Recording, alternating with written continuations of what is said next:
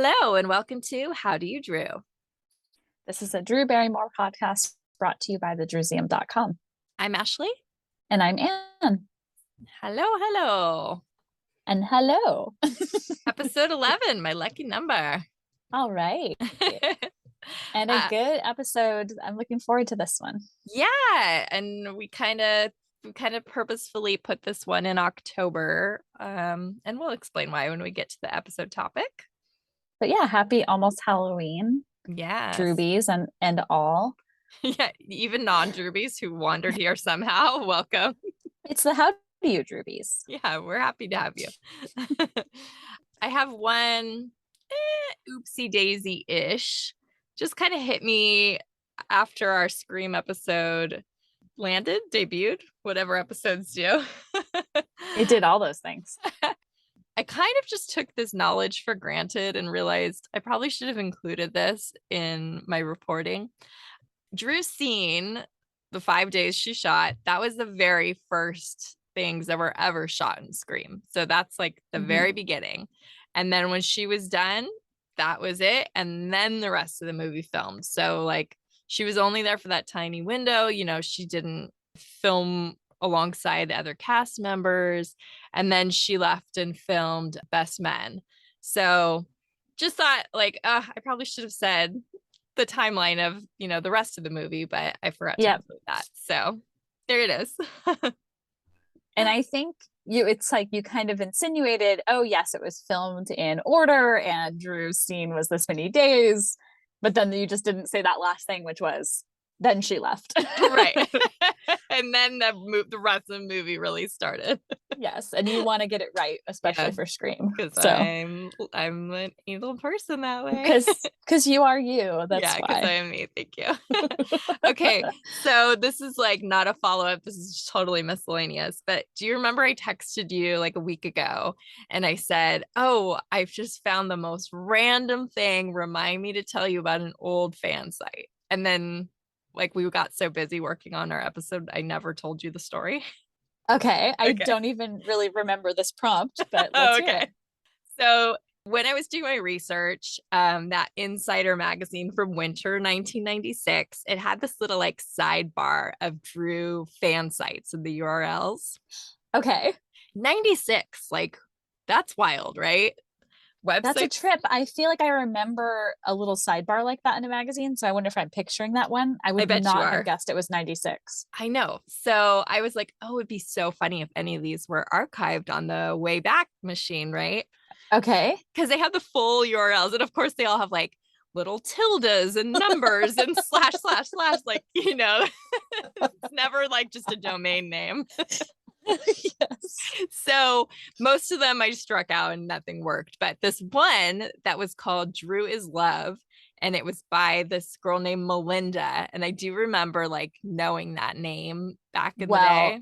I remember the Drew is Love like watermark. Okay. Yeah. Yeah, exactly. It's like super kind of like GeoCities looking, it's 96. Like I can't even believe people were building websites in 96. Honestly. Yeah, web 1.0. Right. It's like literally like a page that you just scroll. It's just like text on like a purple background, Simple HTML. Very. There's like 3 sections to the site, and one of them was like Drew fans. So I was like, oh, that'd be fun to click and see if there's anybody that we remember, or any of our Drewbie pals. Okay. So I like scan through it, and it's like names, and then you click on the name and it opens a picture. Okay. You can imagine. Yeah. And I don't recognize any of our friends, like, which is wild. Like the whole crop of Drewbies, like pre us by a couple of years, like where did they all go? I would love. Interesting. If any of those people are out there, I'd love to hear from you. So I'm going down the list and I see the name Kelly Oxford. You know who that is, right? She's like friends with Busy Phillips, and she's like got a big like. Oh, yes. And I was like, could it be? I click on the picture. Yep. And it is?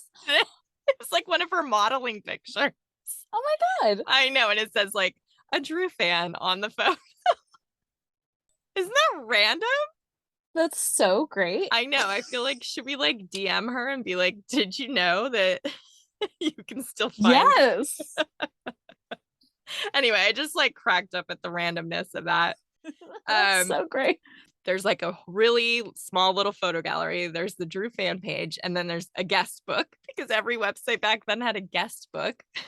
Oh, of course. You wouldn't have had a message board, but you Right. could just like go and just like leave a comment, Yeah, I was basically. here, basically. Yeah. So it was crazy because it's like people were saying, like, oh, she's going to be on Bill Nye the Science Guy this week. Or did you see she's on Oh, the cover of Harper's Bazaar, weirdly enough?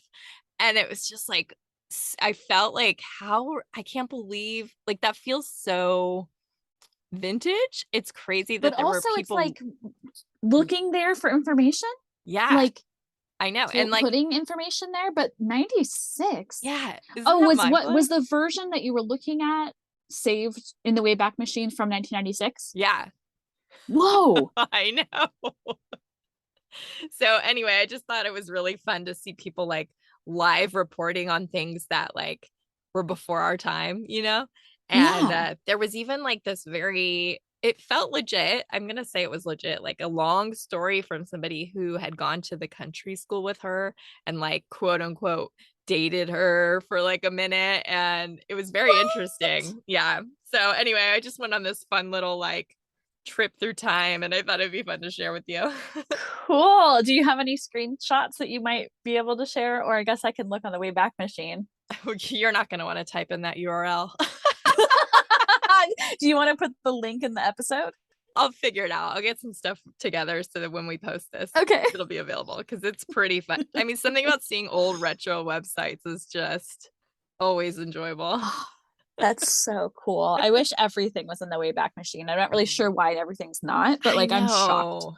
that something from then that was a GeoCities website is up. It wasn't even actually GeoCities. I think she was like Oh, hosting it GeoCities-esque. through her like college. Oh, It was amazing. And like that's so she cool. had all these mentions in magazines. And I was like, oh my God, like this basic ass nothing website got a But ton also of like press because what else was there, right? yeah, but also like Melinda, are you out there? I know. I thought about that too. Man, if anyone knows Melinda, send her our way, please. Would love to pick her brain. I love Anyway, it. all right, moving along. Hey, we got some really nice mail. You've got mail. So Ryan on Instagram at RyanPJ87 said, I never listen to podcasts, but this one was a real treat. There were some really interesting takes on the timing of things, and there were a few moments where I was even shocked to find out little details I'd never heard. So they're referring to the Scream episode, which was episode 10, came out this week as we're filming this. So thanks, Ryan. Yeah, thank you. I thought that was a really cool compliment to hear he's not like a podcast person but enjoyed it. So Yeah. really appreciated that. And then Oh, thank you. my pal Alex, who is at Scream Style Sleuth, who provided all the great details about Casey's costume. He sent us a message. Loved this episode. You guys are incredible. Loved how thorough and detailed this episode was. As a big fan as I am of the movie, even I learned new things while listening to it. And thanks for the shout out. So that Yay. was cool. Yay. Thanks for the comments. Yeah. It's really encouraging. We got a lot of really nice feedback. I mean, I promoted that one like personally, which I don't normally do because I'm kind of like, I don't really want to bug people who don't care about Drew and be like, listen to my podcast. Yeah. But I have so many Scream related friends that maybe like wouldn't have known about it that I felt like I'll just put it out here personally. And yeah, Awesome. lots of nice comments and feedback from people on that. Yay. And we are only little over, well, I guess 2 days into the episode coming out. So Yeah, it's hopefully a still lot a more baby. people hear it. You worked hard on it. Oh, thank you. And a lot of people looked at the episode page, so that made me really happy. Yay. The hard work pays off I know. sometimes. Finally. All right. Let's get into Anne, what's new with Drew? All right. So Drew actually posted a new blog post on her website. It had been a little while since she Yeah. posted something. Sorry, not on her website, on drewbarrymoreblog.com. Her blog website. Which we haven't mentioned before. No, because gosh, I think she wrote in it maybe at the beginning of the year. And then other than that, it's been a long time. I do really love that she does it though. Like whenever she posts something and then like posts about it on Instagram, I'm always like, for a minute, I'm like, wait, she has a Yeah, blog?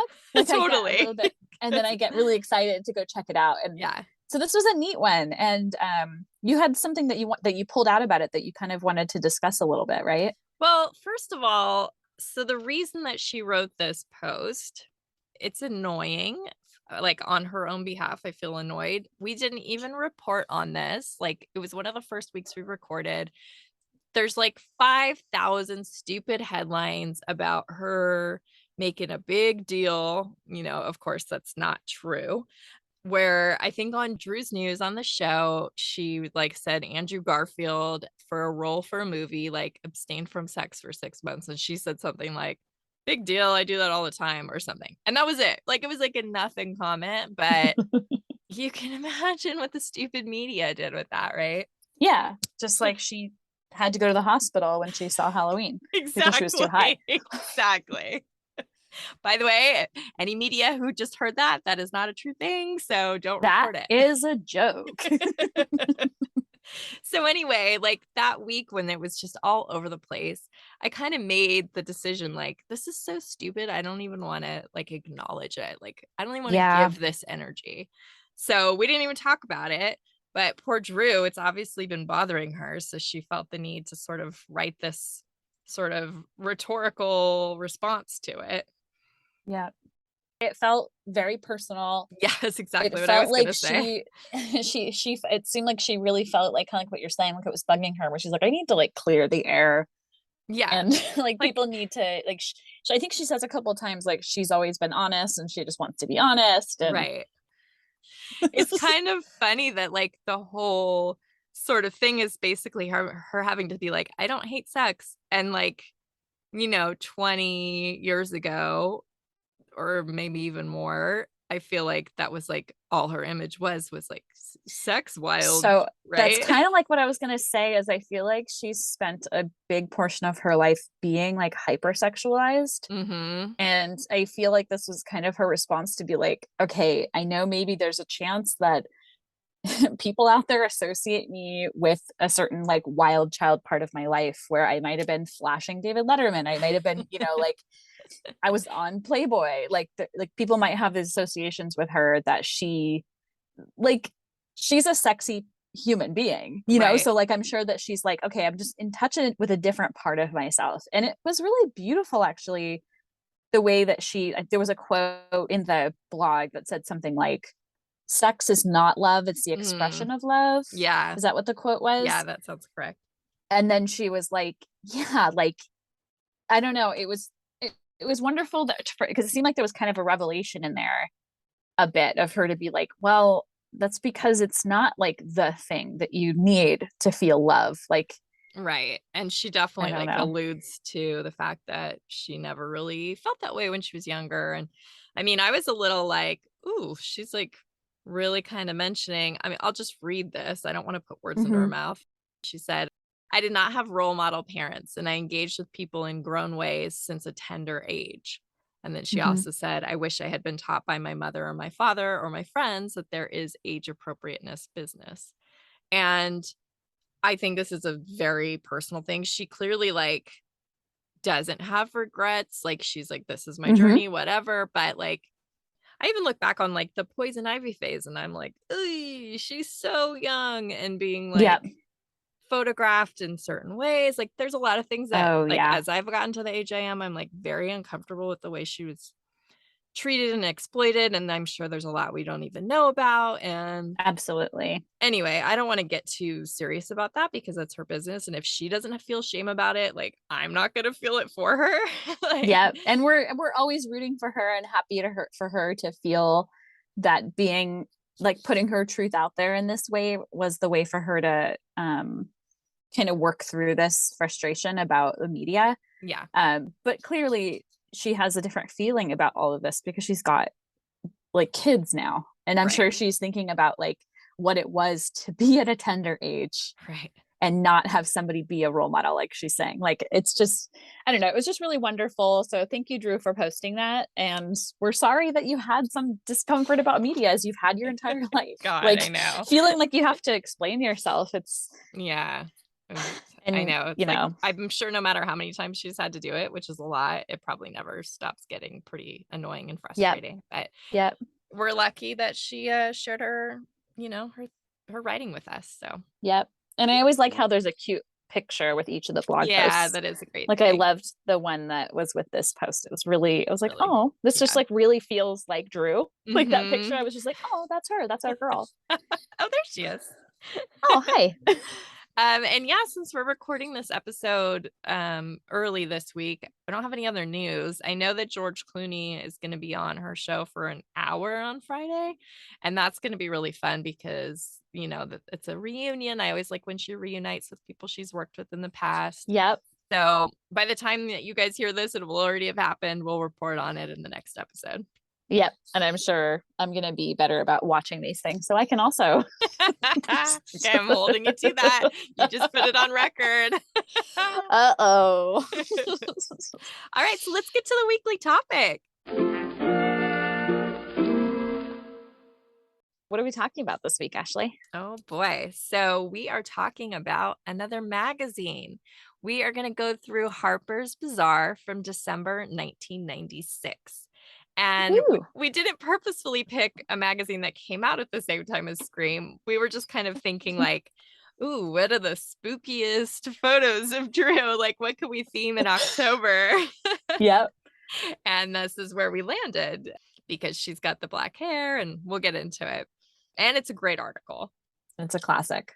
The article is by Jonathan Van Meter, who we will be talking to later in this episode. So stay tuned. Yeah. Photographer of the cover and contents images is Peter Lindbergh, and the inside is by Mario Sorrenti. Mario Sorrenti did other photo shoots with her, right? I believe he did George with the Marilyn Monroe. And Okay. I think that's it. Okay. I don't know why there's two different photo shoots for this magazine. It seems like and they're both like new. It's not like they used a stock photo from somewhere else for the cover and took new photos for the inside. Like, it almost seems like these were done pretty close in time to each other. Yeah. I would love to know the story. That is interesting. But I guess we kind of, when we were talking about Rolling Stone, we talked about the fact that there was clearly a different, we called it setup, like for the cover. Yeah. And the inside. And I think I have a feeling that might be somewhat common, but now I feel like I need to go through Drew's magazines and kind of think like, is this a different shoot? Is this a different shoot? I can't think of many others that have different photographers though. It's unique. Oh, I see. Yeah. So that in itself is its own thing. Yeah. Okay. The makeup was by Kevin Aquan, who is a legendary makeup artist, no longer with us, unfortunately. But as you guys probably know, he had this awesome book called Making Faces, and Drew appeared in it in two different looks. And they definitely seem to have a really cool relationship with each other. Mm-hmm. Totally. And then the hair, so for the cover photo shoot, it was done by someone named Odile Gilbert. Hope I said that right. And then for the inside photos, they were done by Oscar Blondie, who has definitely worked with Drew another time, but I should have looked that up and known what it was. Maybe I'll tell you next time. That's okay. These photos are really unique and really special. I mean, obviously there aren't many shoots out there where she's got her lovely black hair. I mean, I don't think we've ever done a count, but just a handful. Yeah, really. Not a lot at all. And I think, is it safe to say this is one of your favorites personally for you? It is one of my all-time favorites. Okay, I thought so. I mean, it's partially because of the black hair, but it's also just the entire vibe of it.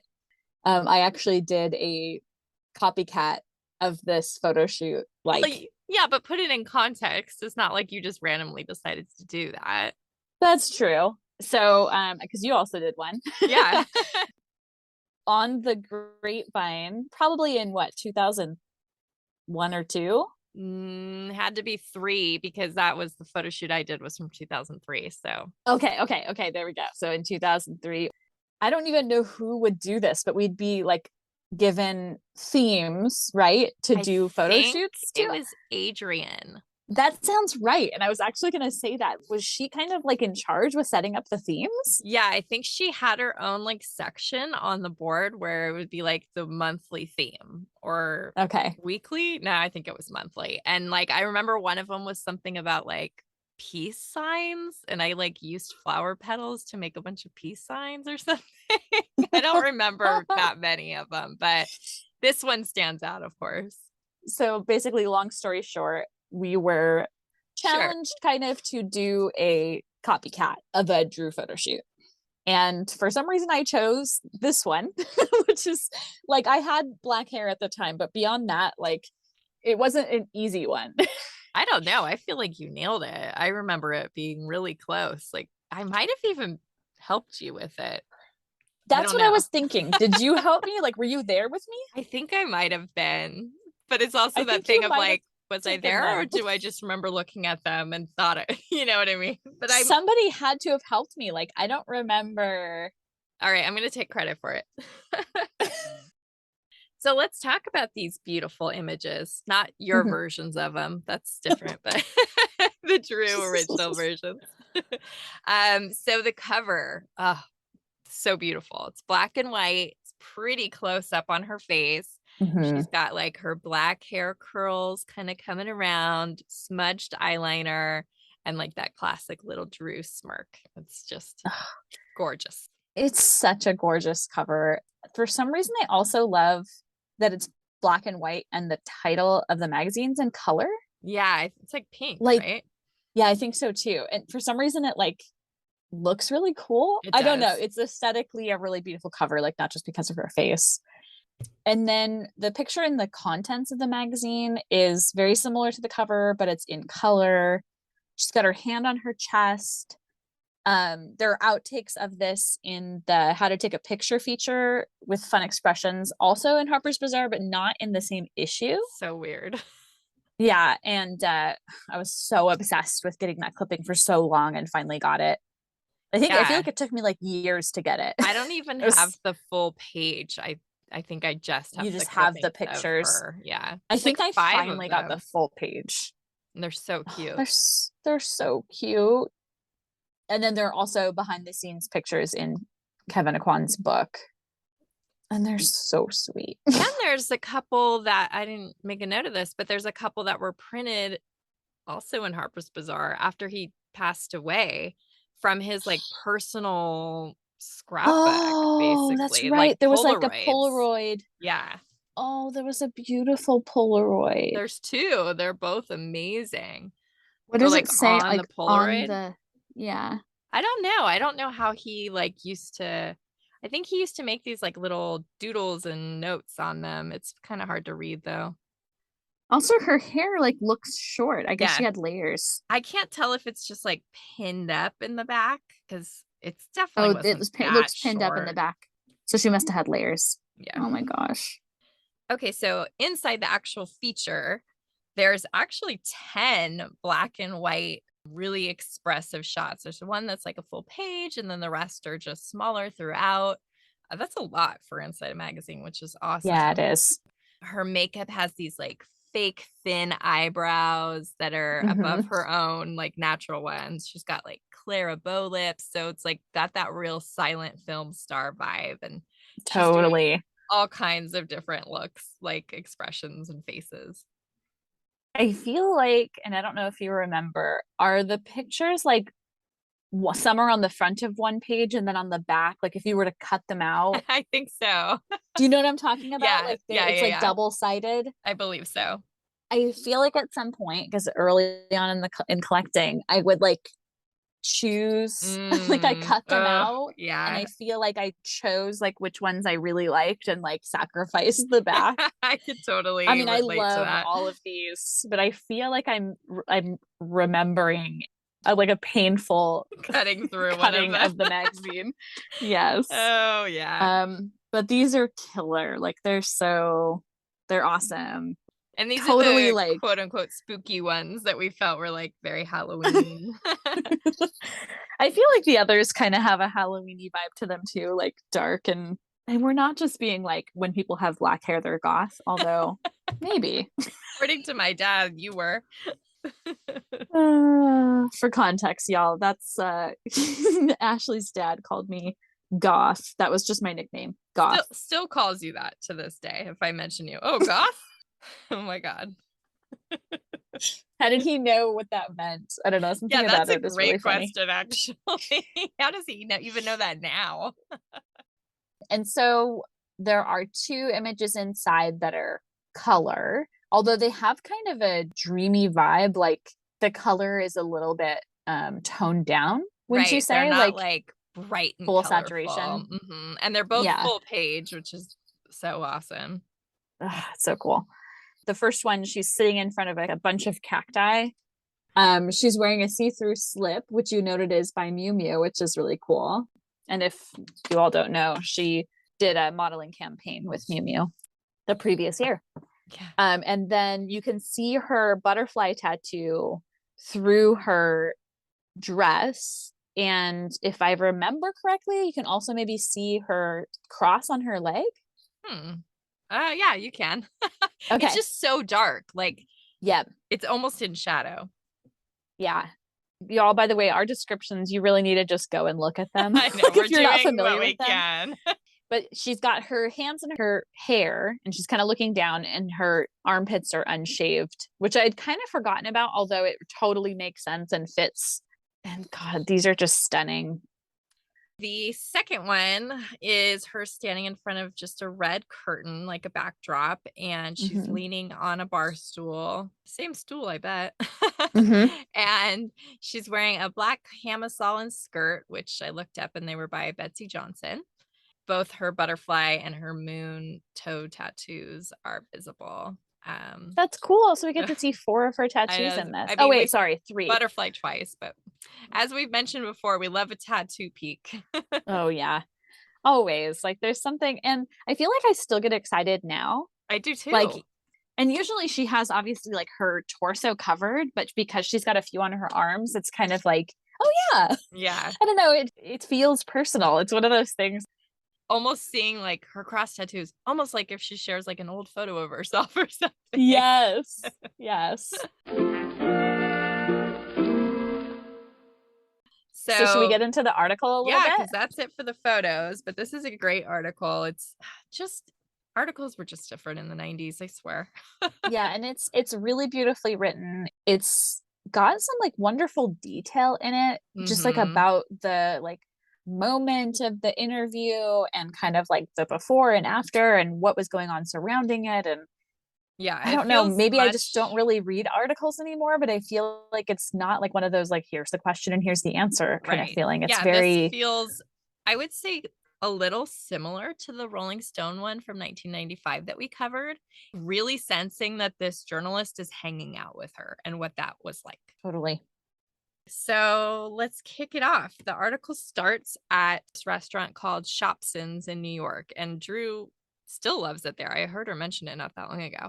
It was near the apartment that she got while filming Everyone Says I Love You, and she was sharing that apartment with Edward Norton, which that detail comes out later in the article. I'm just going to spoil it at the top.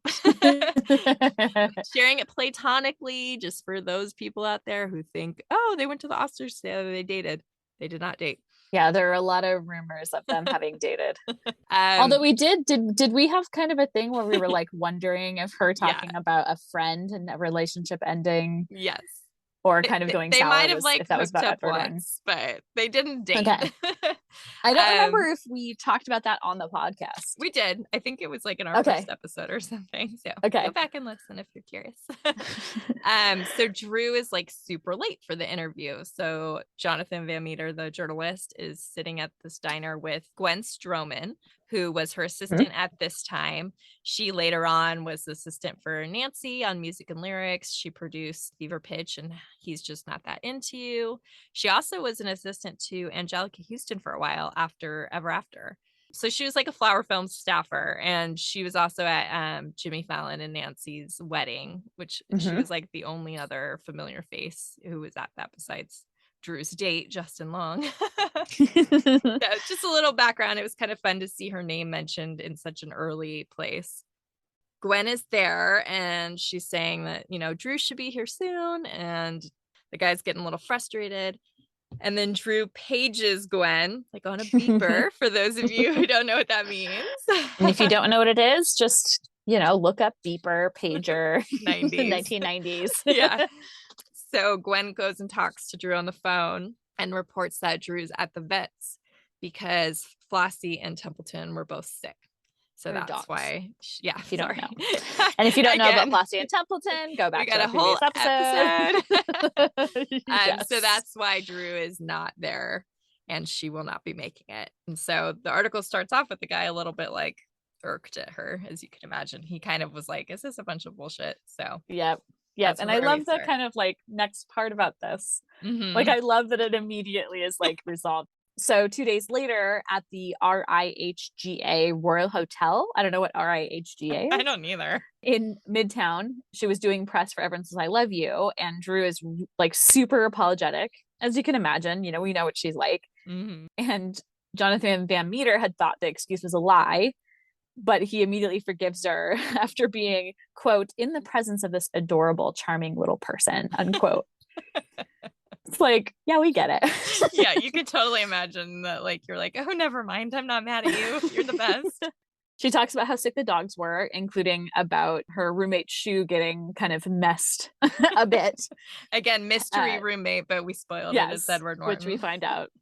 So Drew is quoted in the article as saying, I swear, if it was anything other than my dogs, I would never be a flake. We're like, yeah, that's, like, including the previous episode, when everyone talks about Drew, it's like, she's such a pro. Right. She's prepared. She's ready.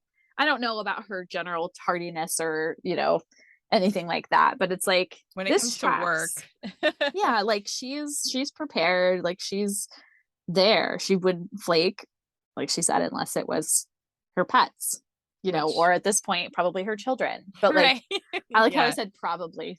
I feel comfortable saying that would be true. That's true. Yes. But yeah, I mean, that's why we had that whole episode on those pets, because those animals were her world back then.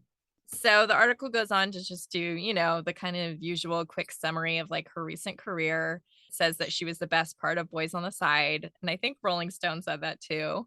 They quickly mention Everyone Says I Love You. And the quote was that she literally lights up the screen, which is such an often quoted thing about her, that she literally lights, like glows, is lit from within, Aww, yeah. And then Scream, all that is said about that is that it's slightly campy, but nevertheless nail-biting performance. In the article, Drew talks about early Flower Films projects that neither of which got off the ground ultimately, including Like a Lady, which she describes as Pygmalion meets The Wizard of Oz. Like, that sounds cool. I know. And I know, like, many times I feel like that came up. Oh, for years. Yeah.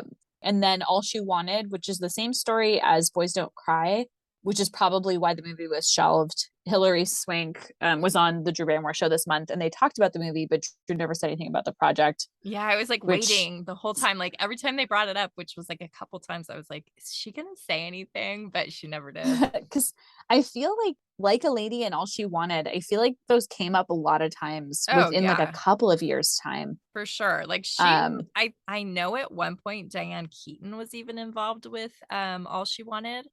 Oh, wow. Yeah, it was like definitely going to happen. Just two competing movies doing the same thing, and who knows what other factors.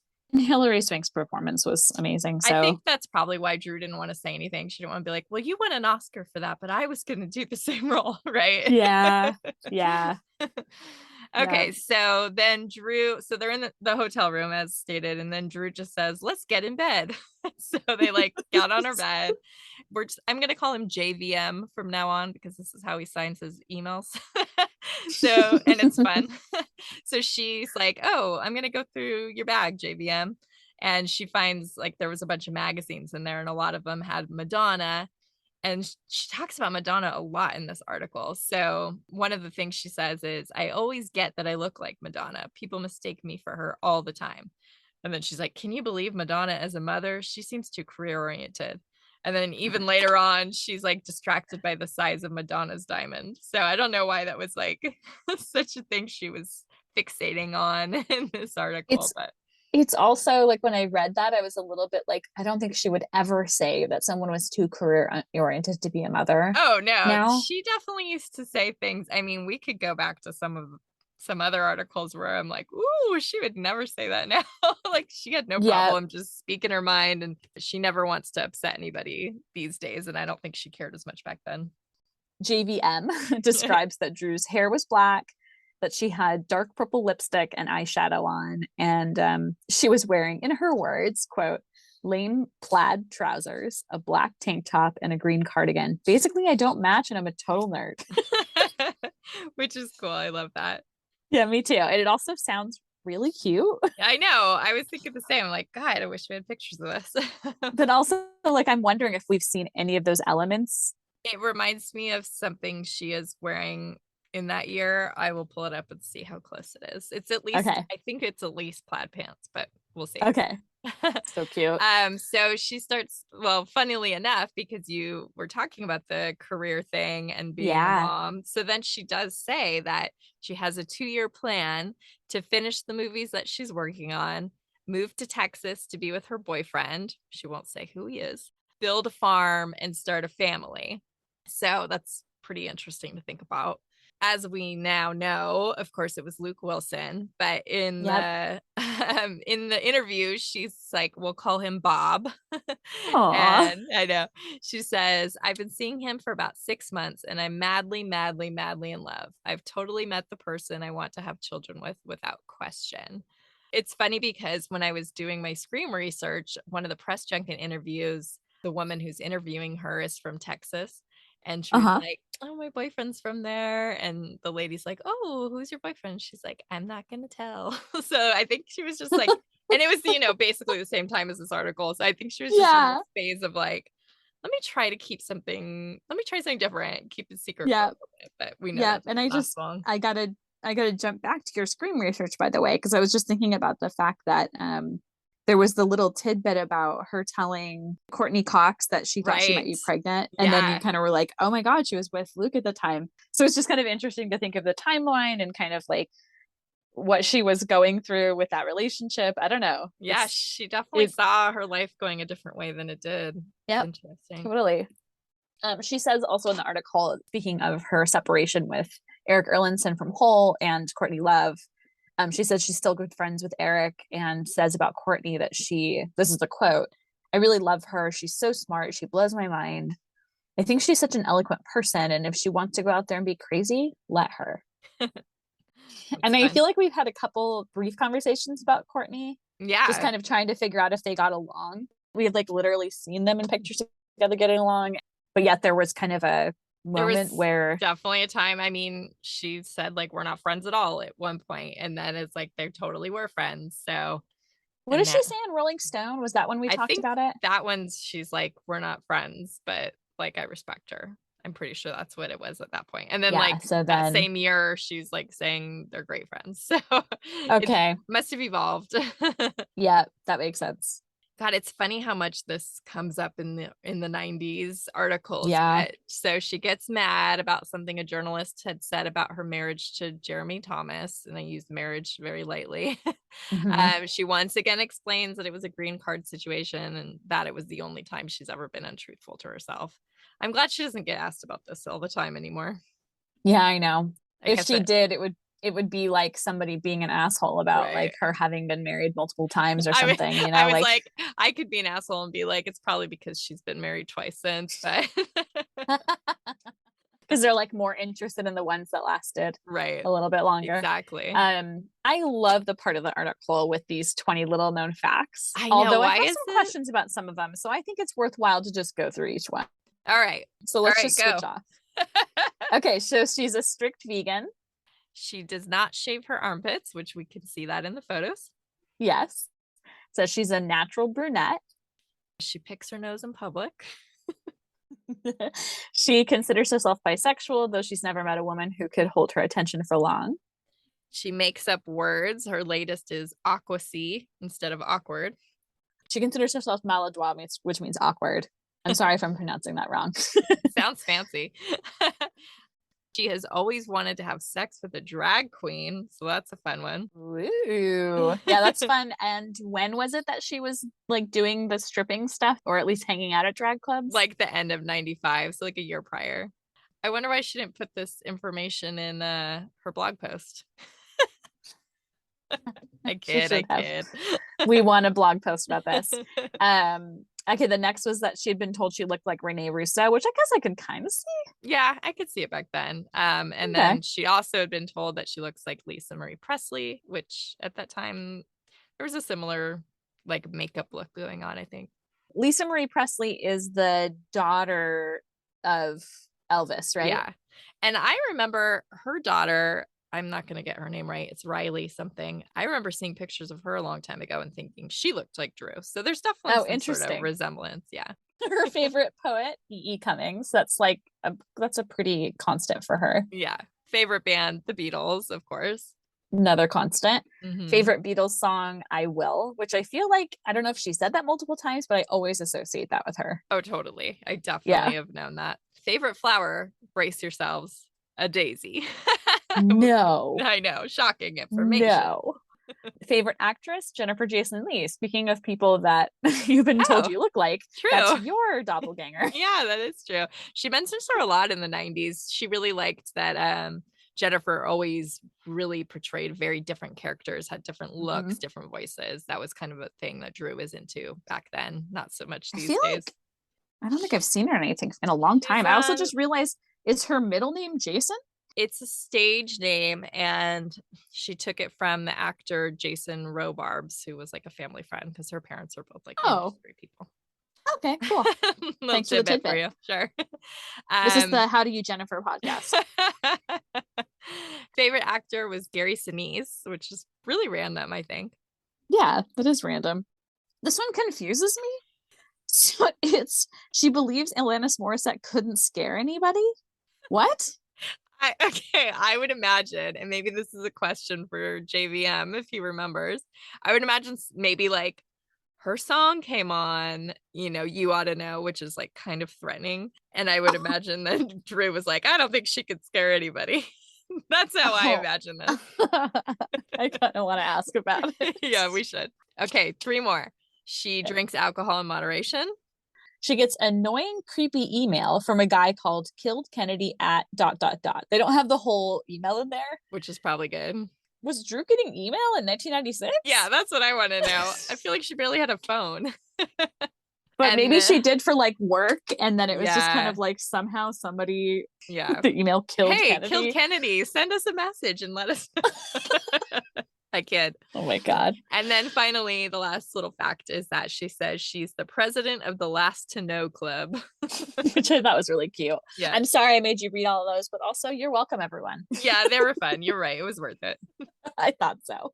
So this is kind of a thing that we're going to have noticed in many things about Drew and her mother. Gosh. Actually, Scream might have been our only episode we didn't talk about Jade in some capacity. She just comes up a lot in everything we talk about. She comes up a lot. I mean, Drew has a complicated relationship with her mother, and in this case, she got uncomfortable when asked about Jade. And she said they don't talk because, quote, I don't know. I don't understand her, and I tried to for so long.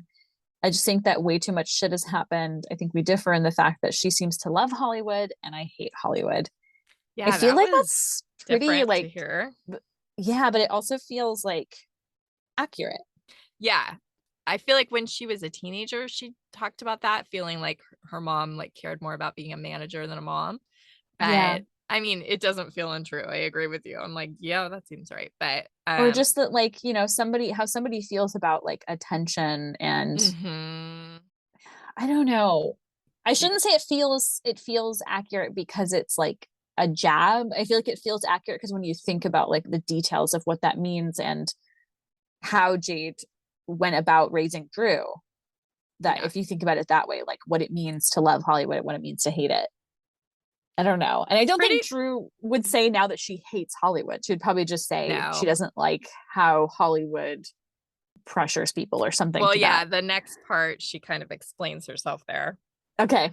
So she said She feels like as a producer, she can make a great working environment for people instead of sitting on the sidelines and complaining about how competitive, shallow, inconsistent, and cruel it is. So Yep. obviously that's kind of how she viewed the industry at that time. Yep. And then speaking of her parents, she said of her dad, which I found this interesting, but it also like, I know that because this is like late 96, we know in 97 she had a relationship with her father to some extent, because she talks about in Jane 97, right? Am I remembering that right? Oh, I don't know. I think in Jane 97, she's like talking about having seen her father recently. Okay. It definitely But went I back might, and forth over the years. yeah, but she's quoted about her dad. We're actually really close now, which is nice. He started wearing shoes and I stopped wearing shoes. Kind of ironic. I thought that was really cute. She stopped wearing shoes because she was filming Scream barefoot and she just stuck with it. Okay. All right. So then we get to like one of my favorite parts of the whole article. Yes. So she shows a picture of Bob, aka Luke Wilson, and then she dumps out her backpack to go through. She's like, it's only fair because I went through your stuff. And, you know, this happened in the Rolling Stone article that we did too, which why is it so fun to go through her stuff through words? I don't know. Ooh, so let's go through So her what bag. was in her bag? But yeah, let's go through it. Let's switch off again. So the first thing was a Ziploc bag of makeup. And then she says, like, she goes on to the next item and she's like, I don't wear makeup, but what is the thing that's the world to her? Oh, I know. I love this. A can of Jerome Russell hair and body glitter spray. This is everything in the world to me. And this was like definitely her glitter era. Yeah. And I feel like the most glittery that she looked on in a public appearance was Oscars 98. Yeah. But she definitely like was all about the body glitter. And also like I was all about the body glitter for a while. Who wasn't? I still am. I still would wear it. I haven't in such a long time, but I had like body shimmer. I remember being with you and us putting like glitter on our eyelids. Like, yeah, that sounds right. yep. I feel like I can picture us doing in one of your apartments. Oh, I love that. Anyway, the next thing is patchouli oil and cedar wood to smell like dirt, which I really love. I know. And Something she puts about, it like, on him, by the way. Yeah, I know. And then like later it's like, we smell so good. So cute.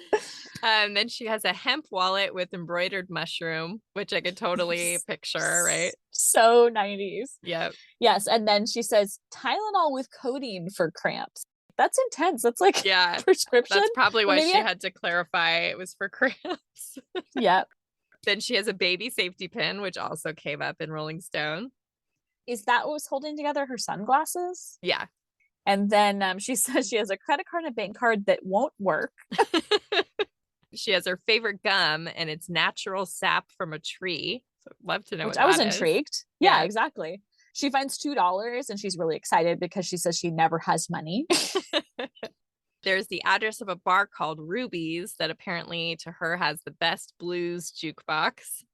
But I wonder if that's in New York or if it's in Who LA. knows, right? Or it could be anywhere in the country because she just done that cross-country trip with Nancy in the RV. Good point. She talks about a book she's reading, which I believe she mentions is somehow inspired by the blues jukebox. But anyway, Music for Chameleons by Truman Capote. And then she's excited to read the poem about Marilyn Monroe and says she's a big underliner of all her books. And she's still a big underliner of all her books. She always like annotates everything she reads. So that's fun that that's like a through line. I just got to ask, are you like a person who writes in books? No.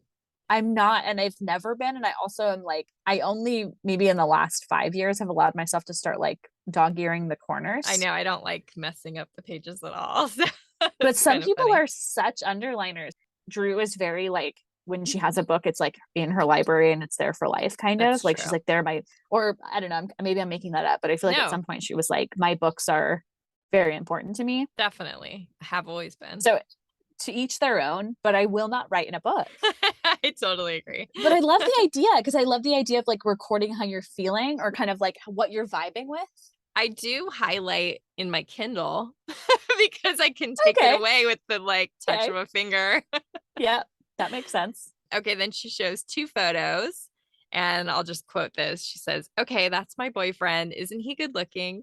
He's probably the cutest boy I've ever gone out with. I usually go out with very odd looking men, which I thought was pretty funny. And then the other photo, she said, these are my 2 dogs, and that's my stepson, Ted, my boyfriend's dog. They're like family. Isn't it nice?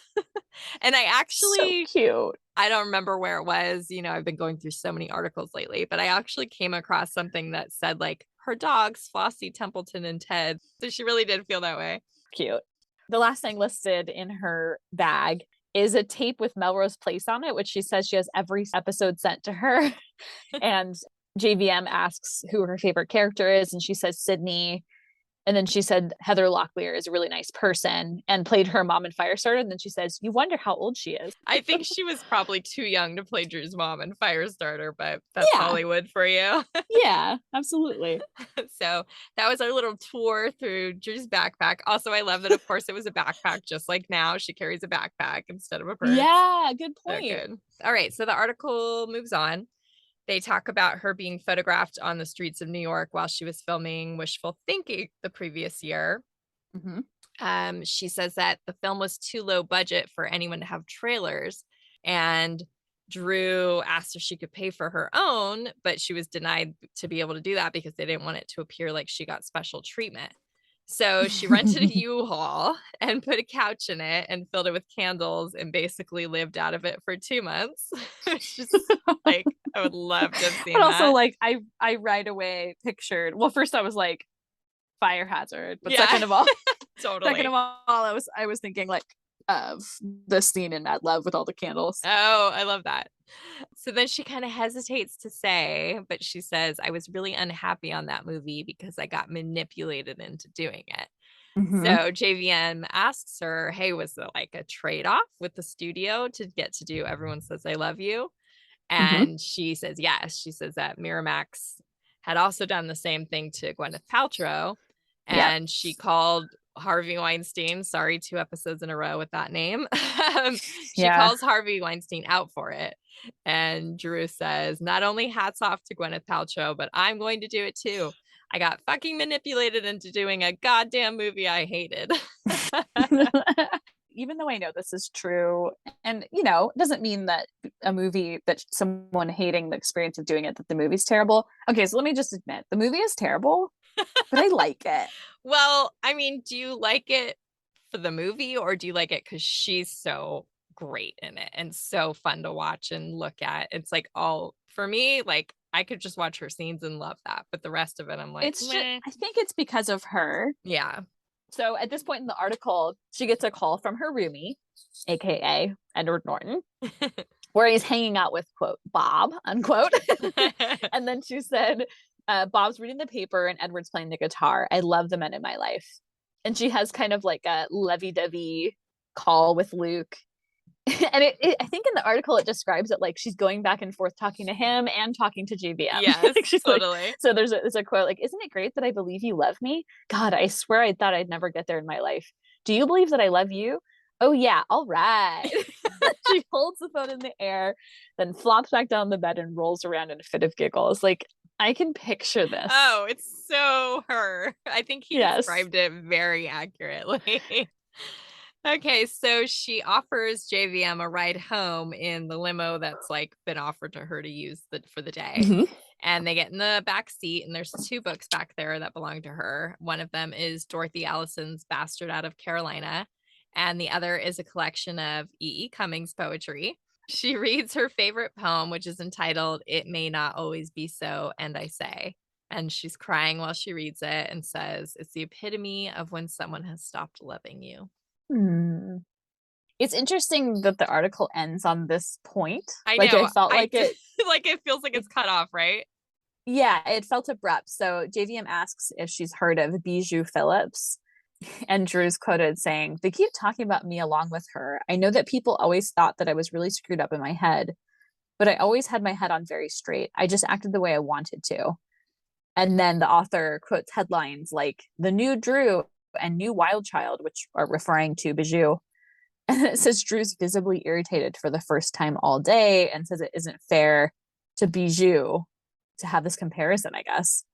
And it says, your irritation subsides. And she's quoted, I'll tell you something. Unfortunately, I'm not going to take my clothes off anymore. I don't do wild things anymore.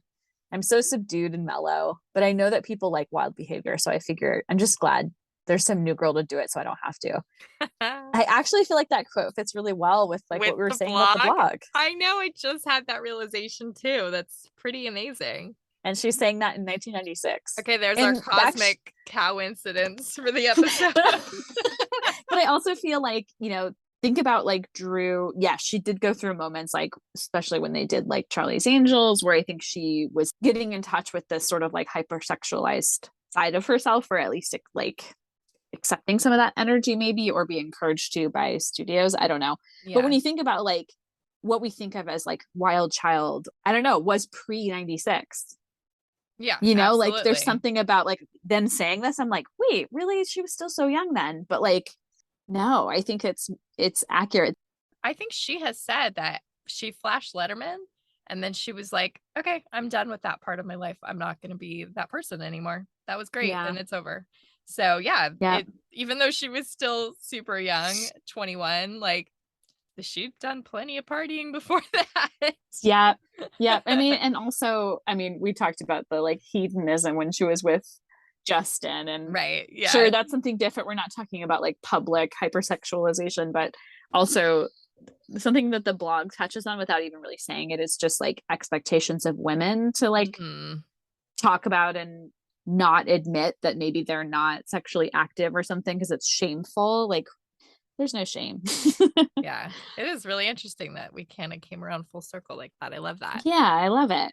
We're not done yet though, because almost our buddy JVM, I'm just gonna pretend like we're friends with him now. Our soon to be buddy. Yeah. He reminded us, so props to him, not to ourselves, that he did another article with her in 2006 for Vogue. So I went and got it out just to be curious. And I was like, geez, I'm glad that he reminded us, because they talk about the Bazaar article quite a bit. And I thought it'd be fun to say, like, here's what they sort of said about it 10 years later.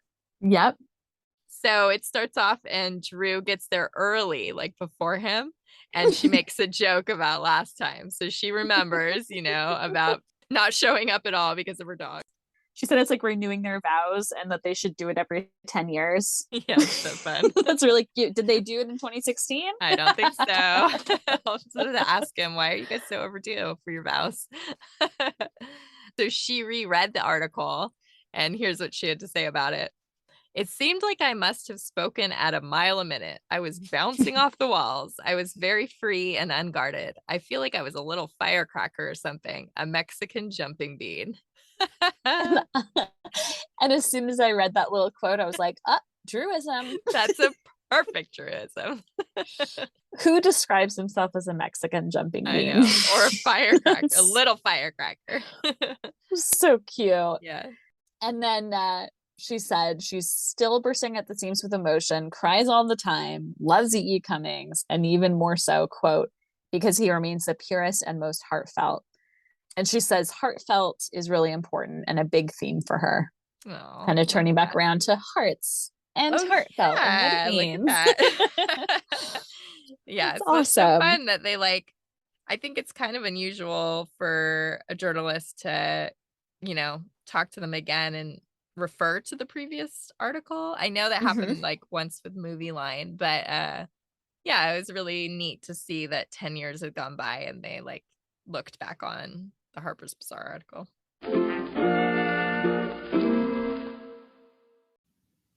So we are so excited that we got to sit down and have a conversation with the author of this article, Jonathan Van Meter. And we think you guys are really going to like hearing what he has to say, the details, the way he describes Drew. It was a wonderful conversation, and we're excited to share it with you. So enjoy. Jonathan spent 30 years as a contributing editor at Vogue, where he wrote cover stories about everyone from Oprah to Lady Gaga to Hillary Clinton, was the founding editor at Vibe, is the author of The Last Good Time, and is currently working on a yet-to-be-announced biography of a big star for Viking. Welcome, Jonathan. Welcome. Thanks for having me.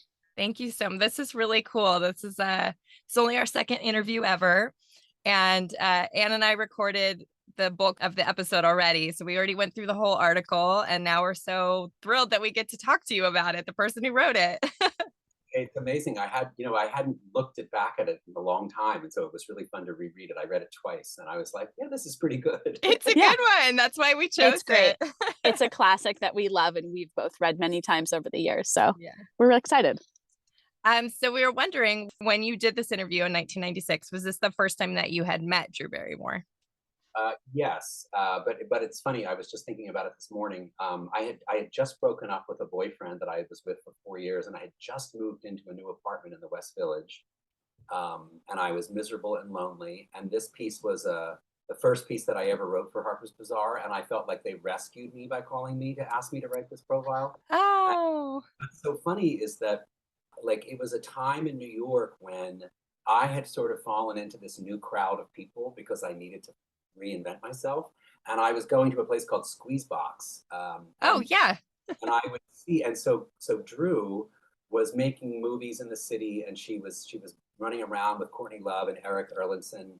And it's like all of the people in my friend circle would always be reporting Drew's sightings, or like that she would like come up to them to say hello. Do you know what I mean? And so she was sort of in the ether. Like I knew all of these people that were like one degree removed from her. And so it was just a really funny thing when I got the assignment. It was like, of course I should be writing about Drew Barrymore right now, you know? Oh, that's so great. That really sets the time for us because we know exactly what you're talking about, that era of her life. So Yeah, that's really cool. it was a really great era in New York. It was, I started hanging out with lesbians because I decided that all the gay men that I was hanging out with were getting on my nerves. There was this place called Meow Mix that was this lesbian bar. And like there was this cool thing going on where like Squeeze Box was kind of a gay bar and Meow Mix was kind of a lesbian bar, but like people like Drew would show up. You know what I mean? It was and Courtney Love. And there was just this really interesting moment in New York when it felt like there were a lot of people. Like I would always bump into Rufus Wainwright and Mark Jacobs would be at the same clubs, the bars and clubs. It was just a really interesting moment in New York, and she was a part of it. So cool. Wow. Thanks for sharing that information. It really, yeah, like Ashley said, it really kind of sets the tone that we kind of, because neither of us were fans in 1995 or 1996. Like we both kind of came in 1998, but we were so kind of familiar with the kind of idea of what it meant for Drew to be this star in 1995. Like we can sense like she was kind of a grunge sweetheart, that there was this kind of like that she was integrating with all these interesting crowds, and like for us to have missed that, it's like, oh, so it's sort of like there's a yearning for that era of Right. Drew's life, Well, and like knowing details about it, and so that's, I feel like you're giving us just a little bit more kind of a inside.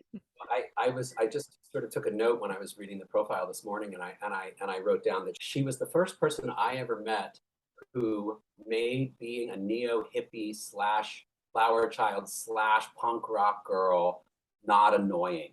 She was like, she made it so appealing and so Yes. lovely.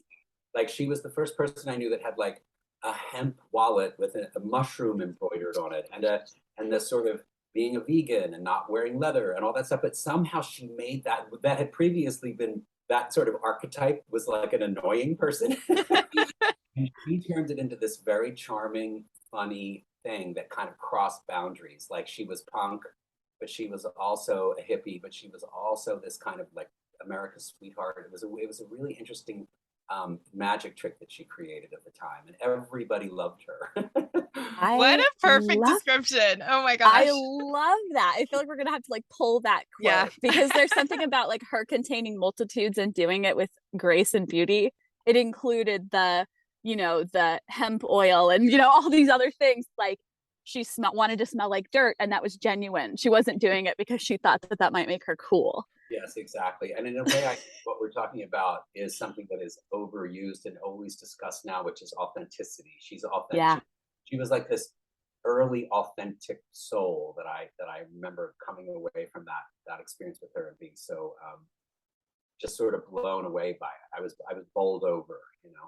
No wonder love you're that. a writer. I'm like, this is so delicious.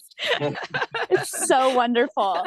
So speaking of that time that you spent with her, is there anything you remember that didn't make it into the article? Like anything about the experience of like hanging out that you think that wouldn't have been, maybe even something mundane that you remember? You know, it's funny. I unfortunately I wasn't able to go back and look at the transcripts, which would have helped me remember things. But it's not so much something that I didn't use. It is more that it was a feeling that I remember, which was, I know that you guys know the piece so well as close readers of it, that it started off terribly, where Right. I had to wait for an hour and a half in a restaurant that I hated. So I was like already annoyed that I had to go to Shopson's, which is a place that I couldn't stand. And so then she had this dog mishap, and I was stuck waiting for her for an hour and a half in a restaurant that I hated. And so I was really, really like, oh my God, I'm not going to like her. This is such a drag. So that by the time that I finally met her and realized what had happened, it was in the midst of this scene in a hotel where she had just done 47 interviews over like 48 hours, and there were pizza boxes everywhere and like clothes. She was like walking on her clothes, and I was thrown off by the chaos and the vibe when I walked in. And then somehow she managed to suck me into the chaotic moment in her life and just ride it. It was like, I don't know, it's what made the piece so interesting, actually, because it was like no other interview I'd ever done. And it was the feeling that I remember the most. It was like, whoa, like I felt like I just had to get on, you know what I mean, and go for a ride. That's I, really I conveyed well. Like when you say the feeling, I'm like, yep, I'm right there with you because you brought that across in the article. Me was the description of what she's wearing is her describing it. And so I usually describe what people are wearing and what I remember thinking about it, because she's like, oh, these lame pants and this nerdy sweater. But she looked so fucking cool. Like she was like, she had her hair dyed black and she was dressed like, she just looked like a little punk rat, but like beautiful. You know what I mean? Yes, we I just do. remember, like the plaid pants were so cool. They were so sort of like early 80s punk rock that I think of Harper pants as being like a classic punk look. You know what I mean? Yeah. absolutely. As you're describing this, I'm picturing that, like, because she said, like, that let's get in the bed. So I'm thinking of like if the floor was scattered with all kinds of stuff from her busy day of like literally working, maybe the bed was the place that felt the most inviting and felt the most like, all right, we can get away from this as we just go right here and just have kind of an intellectual bubble kind of placed over us for this amount of time. That's totally what happened. And the other thing was, the only other time in my life that I did something sort of so intimate with a subject was with Charlize Theron, and this was not all that long ago. And she suggested that we go get like a massage together, couples massage. Oh, And when I got there, did I realize, oh my God, we're literally on tables next to each other and we have to take our clothes off. Like, anyway, the only other time in my life that anything like that happened was Charlize, but that was the first time something like that happened. And you climb into bed with somebody and they're rubbing oil into your arms. like, like, whoa, like, so there was like a boundary crossing, except it was somehow she was able to create this bubble of intimacy, like by getting us out of the chaos and into the bed and looking through our bags and then like rubbing potions into my arm. A Yeah. little fairy is like amazing. bringing you into her magical little realm. Right. I can picture it. Like, it's so amazing. I'm also just like how young she was, and at really how young you were, right? Because did you say you were 32? I was 31, probably. Thinking about how young you are in that situation, if it was a person who's like not down with getting intimate, like you had to react the right way, Sure. not that she would have like had any different way of being if you had been like, oh, I don't like being touched, like it would have, she would have been like, oh great, let's do whatever makes you feel comfortable. But it's just like lovely that she just, I just feel like she has this way of being where like everyone feels like suddenly you're her best friend. Very few people have this gift, but it is that they create a vibe and an atmosphere and a bubble for you to join in on, and you end up being more like them than yourself in that bubble with them. And that's one of the part of the power that she has. You're just so sort of like, it's almost like you become a better, different version of yourself while you're with her. That completely Wow. tracks. we get that. Totally. Yep. Okay, so we know that when Drew did the interview with you, that she was keeping the identity of her boyfriend a secret. We were wondering if you personally recognized that it was Luke Wilson when she showed you his photo, or if he was too like unknown at that time. No idea who he was then, and I remember figuring it out. Like, I don't know whether it was while I was still writing the piece or after the piece came out, but it was, no, I didn't know. I don't think I knew who he was. And in fact, when I was reading it just now, I was like, wait, Bob, who's Bob again? I heard about it and I had to Google it because I couldn't remember that they were a couple together. So you mentioned transcripts, but I wanted to know if that meant that you had recorded audio during the interview and if that's something you generally do. Yes, I run the tape recorder the whole time I'm with a person, and I transcribe everything myself. Um, and it's like part of the process for me with even the longest pieces where I follow like Hillary Clinton around for a month. I record every second that I'm with them. My Uh, God. and it's exhausting to transcribe. But that was a very tight situation where we were together for a couple of hours, and so it was just tape recorder on when I walk in, tape recorder off when I leave. Yeah. That's funny because our next question was it felt like you were with her for like hours and hours and hours because of all the details. But was that is that about how much time you normally spend? Just a couple of hours? I usually spend more than that. So in this case, it was just that's what I got. I got access to her. Usually, I spend time with somebody over a series of days. Sometimes Okay. much over a month, and I see them once, and then a couple of weeks later, I see them again. Or sometimes I see somebody for one day, then the following day, and then I call, and then 2 weeks later, we get on the phone for an hour or something like that. But in that case, I remember thinking I had to make the most of an afternoon or whatever it was, and I think it was probably 2 to 3 hours. Like we got in the car. She gave me a ride home afterwards. Yeah. My apartment on 12th Street and Fifth Avenue. And I remember that was a really funny part of the whole situation too. It was like, I'll give you a ride. We hop in her limo and it created a whole nother scene and situation. I just reading it again, it's like the ending is so good. And that could so easily not have happened because sometimes you say goodbye to somebody and you walk out the door and she was like, well, you want to ride? And I'm like, oh, okay. And then it ended up being like the best ending in the world. Yeah, you definitely made the most of, Yeah. your Yeah. settings and time.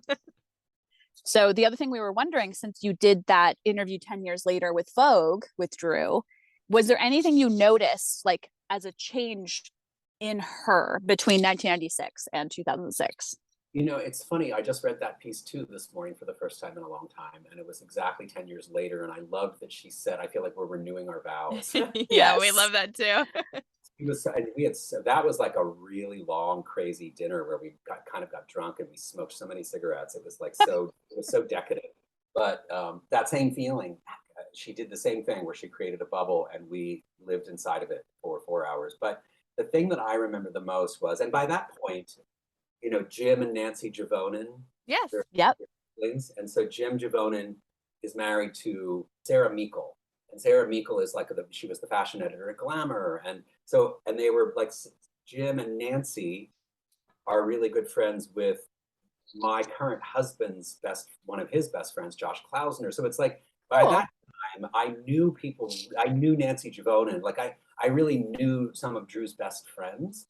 So it was one of the things that felt different was that she suddenly felt like a peer to me. Like she was my husband's friends were really close to the Javonens, and therefore Drew was like she was in a very different way, just 1 degree removed from my life. And so I would hear about her all the time, and I feel like I was always arriving at a place where she'd just been. You know what I mean?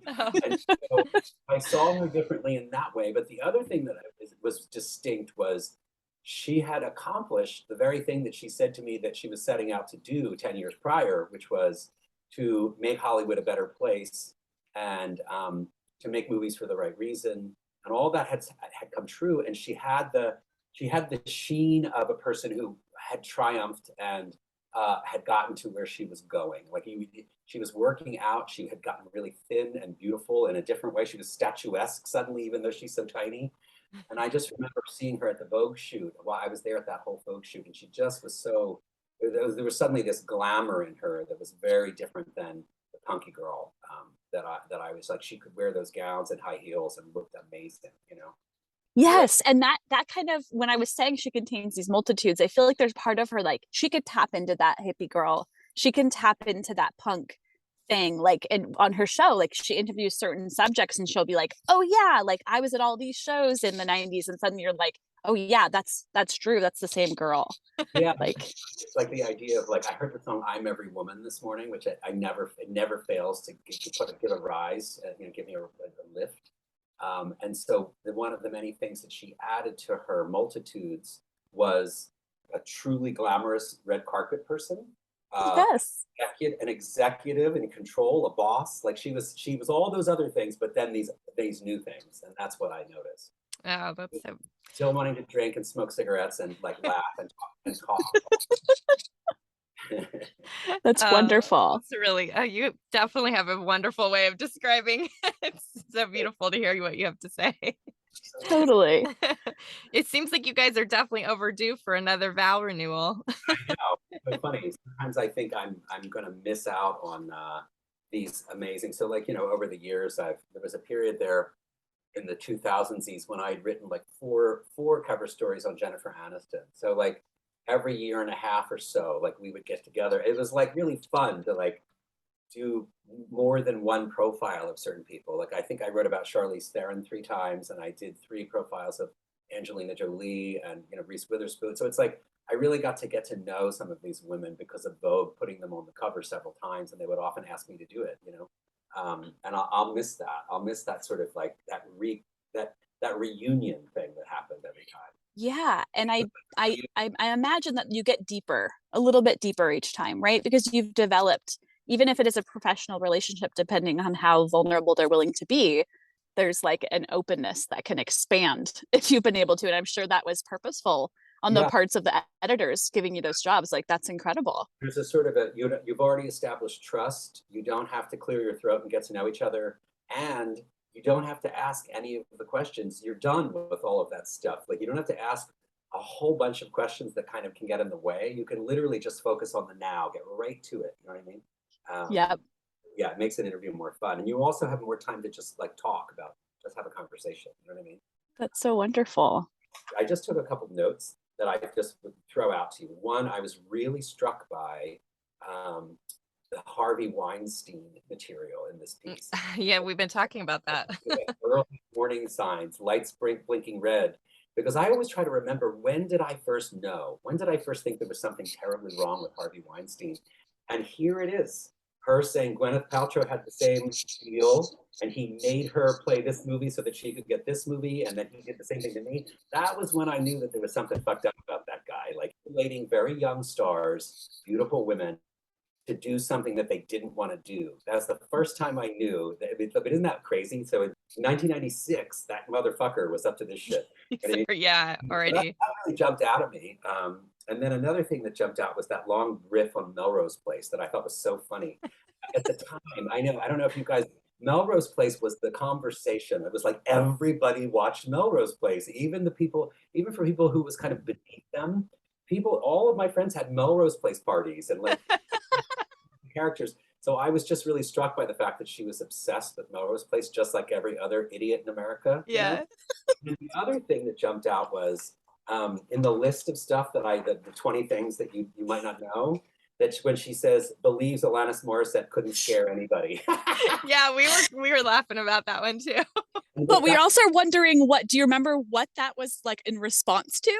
No, what I remember is that she was like the Taylor Swift of that moment. Everybody had to have a take. Everybody in America had to have an opinion about Alanis Morissette and parsed the lyrics and figured out who it was about. It's exactly like Taylor Swift right now. This very day, looking at Twitter, I'm like, that's what Alanis Morissette was like before social media.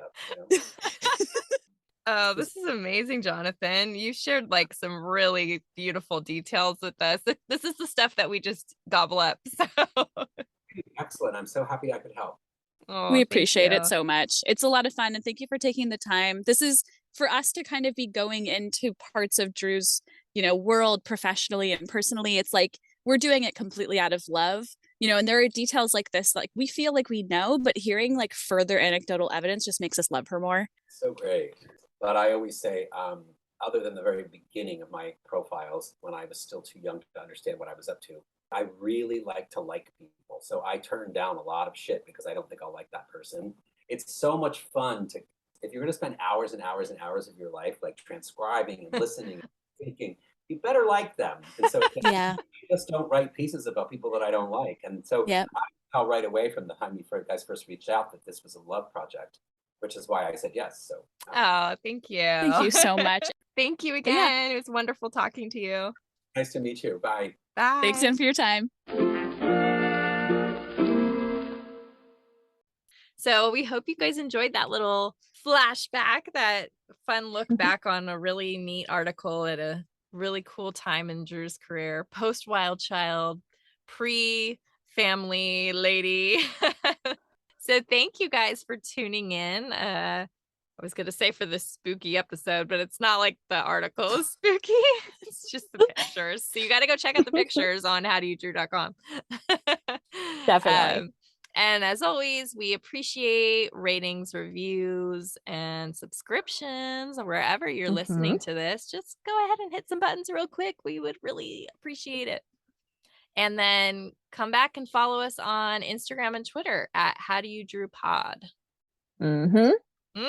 And we'll be waiting for your listener mail at howdoyoudrewpod@gmail.com. Happy Halloween for real this time, because this is going to be, is this our last episode before Halloween, or do we have another one? October episode. All right. Thanks everyone for tuning in, and we will see you next Tuesday. Thank you. Bye-bye.